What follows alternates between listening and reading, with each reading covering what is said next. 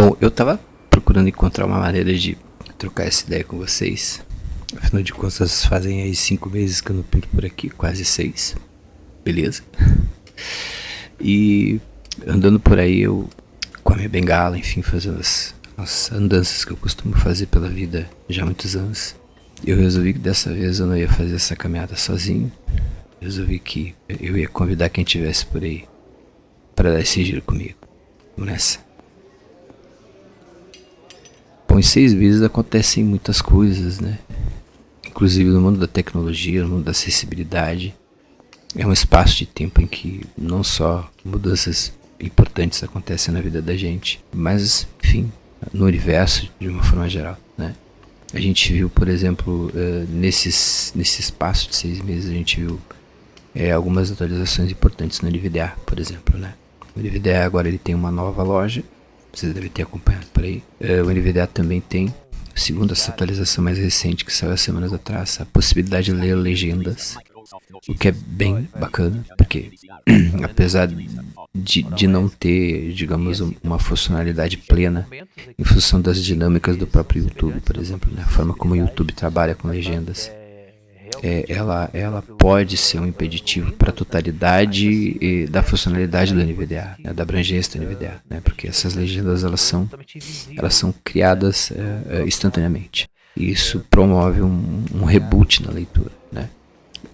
E às vezes quando a leitura completa, aliás quando a legenda completa, em alguns casos a gente consegue fazer leitura também. Isso é um problema que abrange os softwares que conseguem fazer leitura de legenda no YouTube de modo geral, né? E não está ligado à capacidade que o software tem de fazer leitura, e sim à dinâmica do próprio YouTube, né? Então, nesse sentido, essa atualização foi também muito interessante. É uma pena que eu não tenha visto ninguém repercutir ela ainda, né?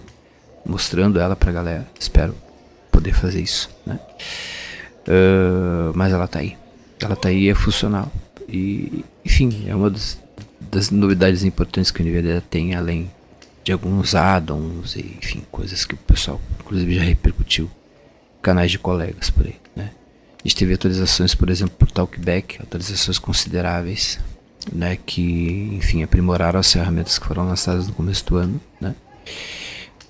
Talkback da Google, então é bom frisar isso. O Talkback da Samsung segue congelado, né? Com um desempenho muito bom, então é importante dizer isso, né? Com base no meu S20 FE, o desempenho que eu tenho com o Talkback é muito bom, né? Mas ele está congelado, se a gente fizer essa comparação com a Samsung, né? Inclusive coisas estranhas acontecem ali na Galaxy Store com relação às informações de atualização do Talkback, mas enfim, esse é outro papo, né?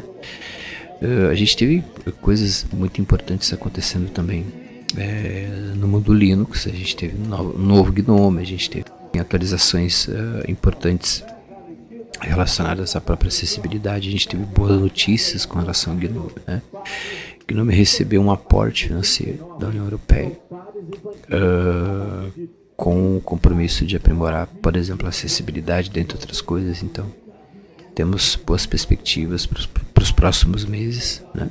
Esse canal vai repercutir isso também, né?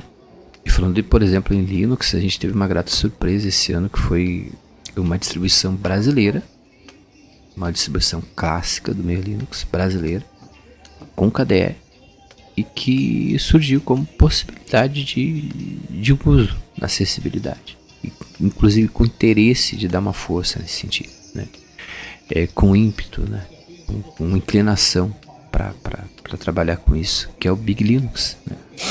Espero tratar aqui do Big Linux também e dar uma contribuição também para esses caras, porque é um sistema operacional muito bacana, né? E que agora inclusive está sendo construído em cima do Manjaro, né? Ou seja, temos Arch Linux ali, né? Então bem legal mesmo, né? O Linux fez 30 anos esse ano, né? O Linux fez 30 anos e curiosamente não, né? E com o Linux também fizeram 30 anos hoje, esse ano, o projeto dos Ox. Nada mais, nada menos, né? E existe uma relação entre os dois, apesar dessa separação entre sistemas operacionais, que eu, sinceramente, eu ainda nutro essa esperança de ver um snap, de ver um ponto .dev do DOSOX nas lojinhas pra gente poder baixar. Ia ser muito da hora, ia ser foda pra caramba, assim, sabe? Imagina você dar um sudo apt install dos Vox, imagina, né? Mas eles, de certa forma, têm uma história muito próxima, não só pelas datas, mas por essa coisa de comunidade, né? Então, comunidade, o das Vox tem uma comunidade apaixonada, né? Ainda, né? Inclusive comunidades que fazem encontros incríveis, encontros estes que eu tive a possibilidade de participar esse ano, né? Dessa vez na condição de palestrante num painel muito bacana, que foi, enfim, mediado e intermediado pelo Francis Guimarães aqui em Porto Alegre. Foi um evento realizado aqui pela União de Cegos do Rio Grande do Sul, ProCegs, né? E que foi um evento sensacional. Você imagina você colocar um evento desses, com a grandiosidade dessas, na praça. E, enfim, a realização foi primorosa. Foi primorosa. E foi. O meu único pesar foi não ter conseguido pegar o autógrafo do professor Antônio Borges. Cara ao qual eu considero tipo uma lenda, assim, saca? Tipo, o cara é mestre, né? Aliás, a propósito, professor, obrigado por tudo, né? Por tudo que o senhor fez e ainda faz, ainda. Pela tecnologia, pela inclusão, pela acessibilidade. Fica pra próxima. Espero conseguir. Espero conseguir, né? Talvez no próximo encontro eu vá, né? E aí consiga esse feito aí. Vou ficar muito envelhecido com isso, né? Eu coloquei o TT Supremo à venda nesse período, né? De 6 meses, né? E a ideia era que o TT Supremo fosse comprado por alguém do nosso meio, porque eu não estava conseguindo mais cuidar do TTS como eu gostaria, né? Então, enfim, né? De todos os períodos em que eu passei percorrendo essas longas distâncias, né, entre casa, trabalho, amor, enfim, né, o TTS ele sempre funcionou como tipo uma válvula de escape, né, no momento que eu parava e retribuía aqui tudo que eu aprendi com os cegos, tudo que eu aprendi com a galera das deficiências de um modo geral, mas principalmente com cegos, né, tudo que eu sei eu devo aos cegos, né. Então, o TTS Supremo era uma forma de eu retribuir e também era uma forma de eu também procurar colocar algumas coisas minhas também, né? Então, TTS tem muita essa coisa do personal também, TTS Supremo, né?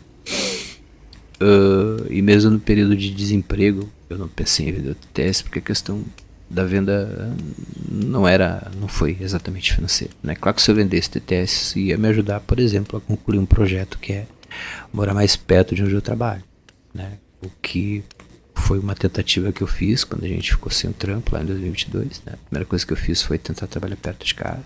Não deu. Então seguimos andando por aí pra caramba, né? E nos virando pra atender tudo que importa na vida da gente, né? Pra estar presente na vida de quem importa, né? Mas não era apenas a questão financeira, né? O que realmente foi ponto, né? Para a venda do TTS foi realmente não estar conseguindo mais dar para ele a atenção que eu sempre achei que o projeto merecia, né? Até porque o projeto fez muito bem para mim e eu descobri isso inclusive quando estava desempregado, né? Foi no período que eu estava desempregado que conteúdos aqui do TTS foram utilizados por grandes veículos, por exemplo, e foi em desemprego, né, indo lá a procurar trampo junto com a Rapa, com e sem deficiência, que eu descobri que o canal era conhecido por pessoas que eu nem imaginava, que uma vez que outra, sendo pelo tempo que fosse, acompanharam alguma coisa por aqui, recebendo alguma dica. A gente não tem a real medida, né? O YouTube tem essa métrica dele com a gente, com a qual a gente consegue medir audiência, medir visualização, né? Mas a questão humana, ela é, nossa, ela é, tipo, ela é muito foda, assim, saca? Tipo, muito foda mesmo. E houveram 2 propostas, e aí nessas propostas eu comecei a rever os vídeos, inclusive para deletá-los. Comecei a repensar essas coisas, né? DTS é um projeto que tem CNPJ, é um projeto que tem, bem ou mal, nome conhecido. Muitas coisas começaram a ser pesadas. E de lá pra cá minha vida mudou, porque essa empresa a qual eu me desliguei mês passado, a qual inclusive deixei portas abertas para nós, eu saí dela, né, para iniciar numa nova casa. Uma nova casa a qual, enfim, a possibilidade de vir para cá me deixou muito surpreso, né? Não imaginava realmente que isso ia acontecer, enfim, apesar de trabalhar muito para um dia atuar no nosso meio, né? Diretamente no nosso meio, né? oficialmente o nosso meio. Isso aconteceu. Faz um mês que eu estou numa casa nova. União de Cegos, do Rio Grande do Sul. A gente vai tentar retomar o TTS agora na casa nova.